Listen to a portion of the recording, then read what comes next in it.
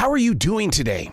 Oh, I'm doing fantastic. How you doing? I'm doing fantastic as well. I love the fact that, man, you've got that Alabama in your soul, and that means Southern roots, and that means you're really into that area of music that created Americana.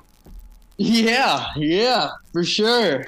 When did you know that you were picking up on this? Was it as a young child? Because I mean, so many times people will find out later in their teens that that music is their life. Well, Pops, my dad. I'll start here. I come from a very musical family, Nice. So we all know how to play some sort of instrument or sing some kind of tune. So he put a guitar, or first he put a mandolin in our hands that, by the time I could really walk and talk, I was playing the mandolin. So we've been doing that for a long while. Then it just kind of slowly turned into, guitar, piano, banjo, just the whole 9 yards. So I would say, from a young age I could play, but singing, man, I still don't even know if I could sing. Man, it's almost like you guys are the Barbara Mandrell family. Because they had every single instrument down as well. Yeah, we're very blessed. When a lot of listeners don't understand that the skills that are required in order to bring these instruments to life, those are disciplines. And then how do you take that out there in the real world? I mean, it just seems like that you're a great leader in all things that you're growing forward with. Yeah, well, oh man, shoot, yeah, I would say the biggest thing, learning an instrument is discipline. Yeah, you got to make yourself sit down, learn it.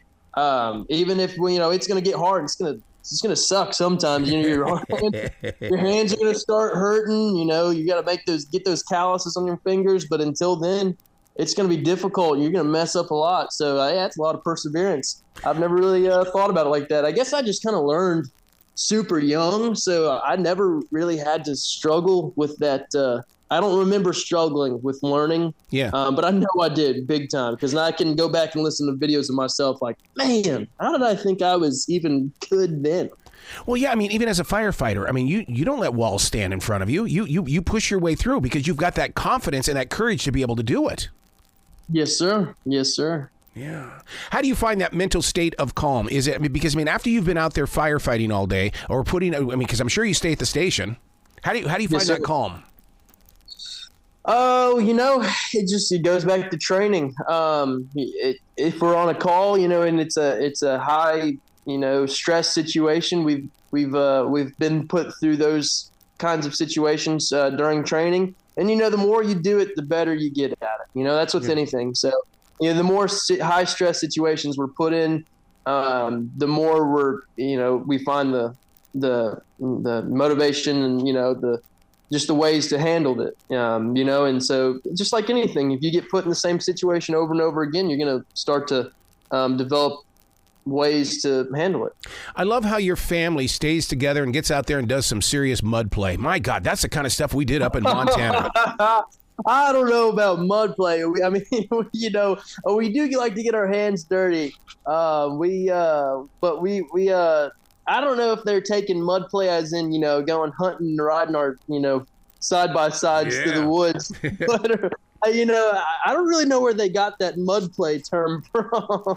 Well, the way I look at it, because anytime you get on one of those ATVs, you're going to get all muddy. You're going to get dirty. That's part of the process. And if you come home clean, people are going to go, where were you really? Where were you at? Yeah. You're a fraud. What does being out in those outdoors mean to you? Because I live in a forest, and this forest is everything to my life. Oh my gosh, it's a peace of mind. So a big part of my life is the outdoors. Yeah. I would say the majority of it. Just because, I hate being cooped up inside. Like a second ago, I was just sitting outside doing, this interview, but Mr. Old Grass Cutter man got a little too close. So I had to bring it on inside. But it's a peace of mind. It's a place to look at God's creation and see, and just kind of remind yourself how beautiful it is and how lucky we are to, be in this world and have a savior that died for us. Oh, you're so absolutely right about that. And, you know, and I love going out there and the deer are just staring at me. Deer aren't afraid of humans here in the Carolinas. They will sit there and look really? They'll look at you going, what are you up to today, buddy? You want to talk about this? We're going to have babies here pretty soon. You got your babysitting license updated? Yeah. Oh, that's awesome, man. We definitely don't get that around Auburn or Alabama. You know, they see you, they bolt. Oh, my God. The songwriting that you do you think it comes from the land? Because I've always believed that here in the South, that's where the music really comes from. What is your take on that? Oh, yeah. Well, you know, yeah, I mean, I would say, because a lot of the songs I have written, you know, I've been sitting outside. I don't like to write inside. Right. It's just something about it. I like to be outside, and you know, whether I'm in the deer stand or fishing or something, you know, I guess it's kind of where I just have that. Like I said, it goes back to that peace of mind where I can kind of open up and, you know, let those lyrics and melodies kind of flow out. Well, dude, you've been blessed to work with two of the greatest people on the planet, because Dan and Shay came together as songwriters and they had to glue that together to make it work. And to have them as mentors, my God.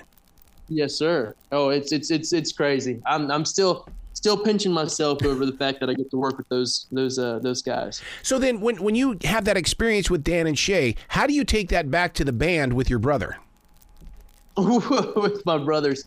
Well, you know, we don't, you know, it's kind of sad. All of us have kind of dispersed. One of them lives in South Dakota. A couple of them live, one of them lives right down the road from me, but he's not the most musically talented or gifted. And then another one lives in Birmingham, and then Montgomery. So I'm kind of really the only one left in Auburn. Well, two of us are left in Auburn. Wow. But I have brought it back to my band. You know, I do have my own personal band, but we don't really get to do a whole lot more of the playing with the brothers. You know. Yeah, yeah. Are you guys recording your current band? We're trying to. Man, I'll tell you what, that's a difficult and expensive process. Yeah. I did not know that going into it, so I'm just trying to find, trying to work at the fire department, save up, and trying to get something out there, because I know I need to record some stuff, and I'd love to have some stuff recorded, but it's just, it's a lot more difficult than I thought it would be. Yeah, boy, what a great reality show right there would be you on this journey of trying to find the studio to put this album together, because it's definitely inside of you, and you want to give it to people, you want to share it. Yeah. Yes, sir. I do. Wow. So, when I found out that you love aviation, right away I start thinking about John Denver. I mean, it's like, wow. What is it like to be someone who's in love with aviation? Oh, this is my biggest thing, is every time I look at a plane, I'm like, okay, how does something that big go that fast and get, fly in the air? Like, how in the world does that work and happen? And I think I'd be fine with never knowing, because I think when I do find out, okay, this is actually how it happens, I think I'd be a little bit bummed out. Yeah. See, that's so interesting that you bring that up, because people always go, so what person would you like to talk to? Would you like to talk with Paul McCartney? No, not really. No, because the anticipation of even thinking that, I think is going to be far greater, because I don't want to be let down. Yes. Never meet your heroes. That's your next song right there, dude. That's your next song. Well, yeah. Never meet your heroes. Down right now. Never. So where can people go to find out more about you? Oh, I should be better about this. I'm kind of tucked away. I don't really put myself out there too much, but I do kind of share my stuff on my Instagram. Yeah. And TikTok and stuff like that, because that's just what these kids are doing these days, and if what the kids are doing, you're gonna have to do, because you just gotta follow along with them. But does it scare you though, at 20 years old, that TikTok is under attack? Is it under attack? Oh yeah, they want to take it away again. Oh, it's evil. It's the monster. Really? Yeah. See, it shows how much of a bubble I live in. I didn't know about that. Didn't even know about that, but hopefully I'll be on Spotify soon, like you said, trying to get some recording done, whether that's an EP or a single or a full album, so We'll see. Well, you've got to come back to this show when you're ready to rock, man. Let's get that word out there. Yes, sir. I would absolutely love it. Excellent. Will you be brilliant today, okay, sir? Yes, sir. You too.